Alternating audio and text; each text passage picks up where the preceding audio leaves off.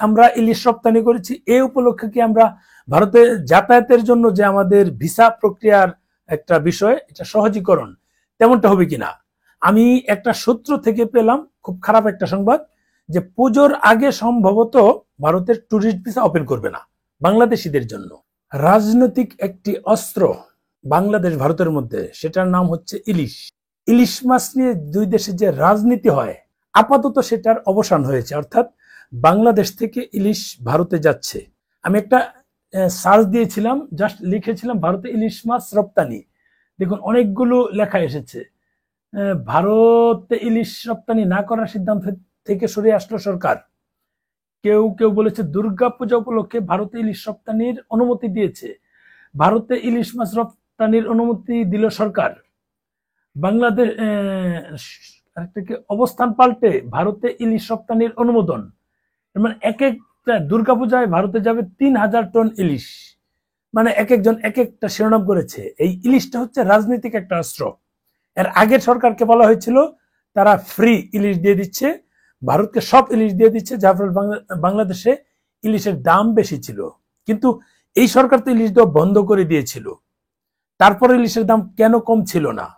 এখন এই সরকার হয়তোবা পূজা উপলক্ষে দুই দেশের মধ্যে রাজনৈতিক সম্পর্কটা স্থিতিশীল করার জন্য বা বৃদ্ধি করার জন্য, কারণ এই সরকারের সাথে ভারতের সরকারের রাজনৈতিক সম্পর্ক শুরু থেকেই খুব খারাপ ছিল।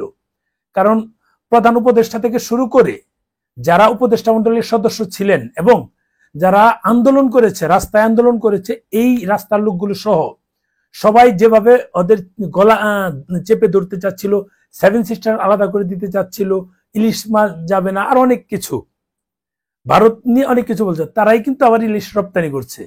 এখন তারা এতদিন গলা ফাটালো, এখন তারা ইলিশ রপ্তানি করছে। এটা হচ্ছে আসলে কি রাজনৈতিক স্ট্যান্ডবাজি যেটাকে বলে। মানে এটা আসলে মানুষের মানে চিন্তা ভাবনা ওই দিক দিয়ে ডাইভার্ট করা, শিফট করা, মানে এটা দিয়ে রাজনীতির একটা বিষয়। যাক, যদিও আমাদের দেশে রাজনৈতিক সরকার নাই, রাজনৈতিক সরকার আসবে দ্রুতই, তেমনটাই আশা করি। এখন দুই দেশের মধ্যে ইলিশ রপ্তানির ফলে আমরা কি সুবিধা পাচ্ছি? এর আগে কিন্তু তারা পেঁয়াজ দিয়েছে, আরো কি কি দিয়েছে, এবং পেঁয়াজের উপর শুল্ক তুলে দিয়েছে। আর আরো জানি কি কি পাঠানোর কথা ছিল, যে তারা সেটা পাঠাচ্ছে, কিন্তু তারা ইলিশ মাছ দিবে না কেন, এরকমও কিন্তু অনেকে বলেছে।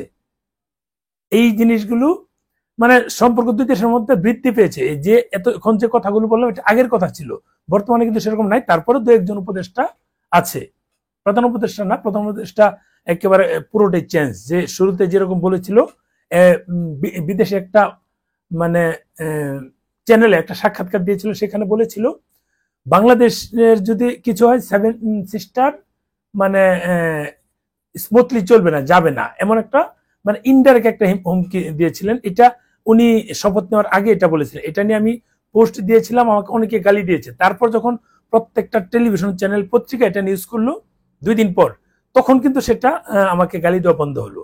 আমি আন্দাজের উপর নাকি বলেছিলাম, ওই জায়গা থেকে কিন্তু সরে এসেছে। এটা একটা আমাদের ভালো দিক, কারণ উনি যেটা বলেছে আমাদের প্রধান উপদেষ্টা সাহেব, প্রতিবেশীদের সাথে অর্থাৎ ভারতের সাথে আমাদের স্বার্থেই সম্পর্ক বৃদ্ধি করতে হবে।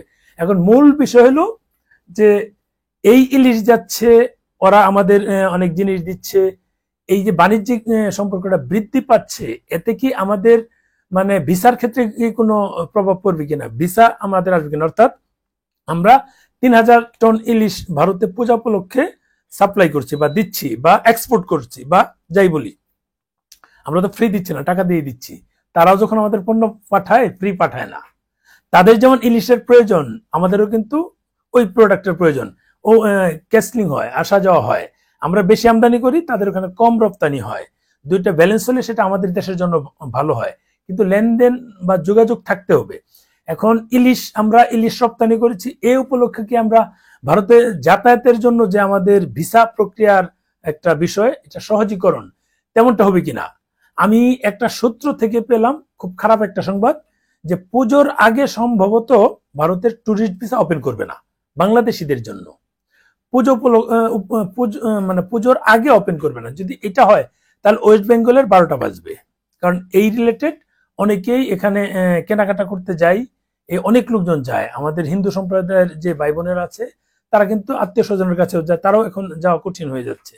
আর আমরা যারা কন্টিনিউ যাই সেটা তো ডিফারেন্স। আমাদের এখানে অনেকে ছুটি 3 দিন 4 দিন ছুটি পায়, সেগুলো কলকাতা যায় বা দার্জিলিং যায় বা সিকিম যায় বা কেউ আগ্রা যায় অথবা আজমির যায়, ওইসব জায়গা থেকে, বা কেউ দিল্লি যায়, মানালি যায়, ওইসব জায়গা থেকে কিন্তু তারা ঘুরে আসে এই অল্প সময়ের মধ্যে। সেটাও কিন্তু বন্ধ হয়ে যাচ্ছে। আমাদেরকে কেন্দ্র করে কলকাতার কিছু এরিয়া আছে, সেখানে কিছু ব্যবসায়িক বাজার, মানে বাজার তৈরি হয়েছে আমাদেরকে কেন্দ্র করে, সেগুলো কিন্তু এখন নাই। এটা কেন্দ্রীয় সরকারের একটা চালু থাকতে পারে, কারণ কেন্দ্র এক সরকার আর ওয়েস্ট বেঙ্গল আরেক সরকার। ওয়েস্ট বেঙ্গলের সরকারকে যত চাপে রাখা যায় কেন্দ্র তত সুবিধা নিতে পারবে, এটা হচ্ছে বাস্তব। তাদের যেহেতু অনেকগুলো প্রদেশ আছে, ওই হচ্ছে বিষয়। এখন যদি ভিসার ক্ষেত্রে যদি আমরা সুবিধা না পাই এই তাহলে তো এটা আমাদের জন্য খুব দুঃখজনক। ইলিশ রপ্তানি করবে না আমাদের সরকার, কিন্তু সেটা শুরু করেছে। এখন ওদের ওখান থেকে আমদানির বিষয়টা সেটাও কিন্তু অ্যাভেলেবেল হচ্ছে। পেঁয়াজের ক্ষেত্রে কিন্তু শুল্ক উঠিয়ে দিয়েছে। আমরা আশা করব ভিসার ক্ষেত্রে এরকম যেন একটা ভালো কিছু হয়। ভালো থাকবেন।